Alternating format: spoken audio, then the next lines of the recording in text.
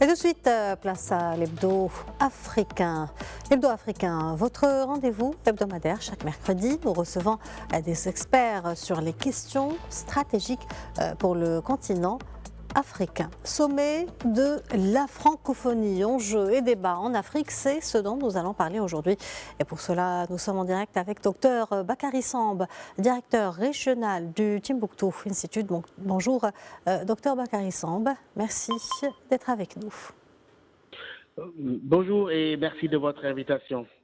Alors, Dr Bakary Samb, le 19e sommet de la francophonie se tient les 4 et 5 octobre en France dans un contexte où il est beaucoup question de ce que certains appellent le sentiment anti-français en Afrique. Comment un tel contexte pourrait-il peser sur cette rencontre qui accueille de nombreux chefs d'État africains aux côtés du président français Emmanuel Macron ?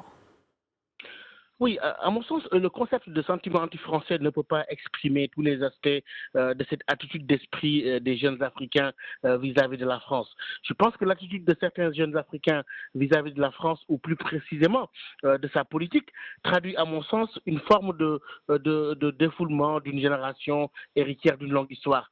Cette génération n'est pas, à mon avis, dans la haine ou un simple ressentiment. Elle est en fait dans une forte demande de renouvellement de paradigme, de reconnaissance et de symboles importants. Regardez par exemple, l'Inde assume plus facilement face à ces jeunes son attachement au Commonwealth en leur montrant fièrement par exemple la statue de Gandhi à côté de celle de Churchill sur la prestigieuse place du Parliament Square de Londres. Donc c'est une jeunesse en quête de changement de paradigme et de symboles rassurants pour cette relation multiséculaire. Alors, qu'en est-il de l'usage du français aujourd'hui? En d'autres termes, l'utilisation du français a-t-elle souffert de cette conjoncture ou cela concerne davantage les relations diplomatiques et économiques?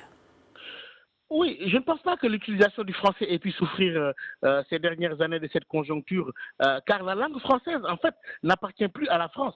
Et elle est la propriété de ses locuteurs, qui se trouvent majoritairement en Afrique, qui est le cœur battant de la francophonie.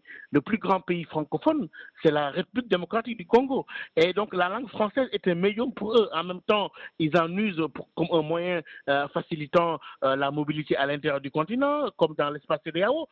Et même, par exemple, regardez les cadres subsahariens au Maroc, ils évoluent plus facilement avec plus d'opportunités de carrière grâce à leur maîtrise du français, le temps que ce pays ne parachève son glissement progressif vers l'anglais. Revenons sur l'organisation elle-même. Quel rôle des institutions francophones comme l'Organisation internationale de la francophonie peuvent-elles jouer encore aujourd'hui pour promouvoir la langue française tout en respectant les dynamiques locales, notamment dans des contextes de rejet de l'influence française? Oui, si la francophonie arrive à renouer avec ses valeurs fondatrices, elle retrouvera sa place. Il y a, à mon avis, un préalable qui est de revenir à un nouvel humanisme dont parlait Senghor, et ce ne sera pas avec des beaux discours. L'autre rôle des institutions francophones, à mon avis, c'est de réinventer un cadre qui vise à promouvoir l'égalité et la diversité. Et je crois que ce qui se passe sur le continent en termes de diversification linguistique ne relève pas d'un rejet de la francophonie, mais d'un certain utilitarisme, bien que le français reste une langue qui véhicule et agite des idées.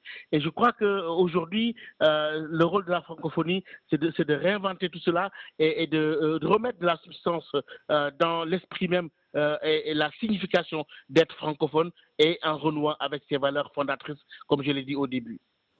Docteur Bakary Samb, je vous remercie pour cet éclairage. Je rappelle que vous êtes directeur régional du Timbuktu Institute.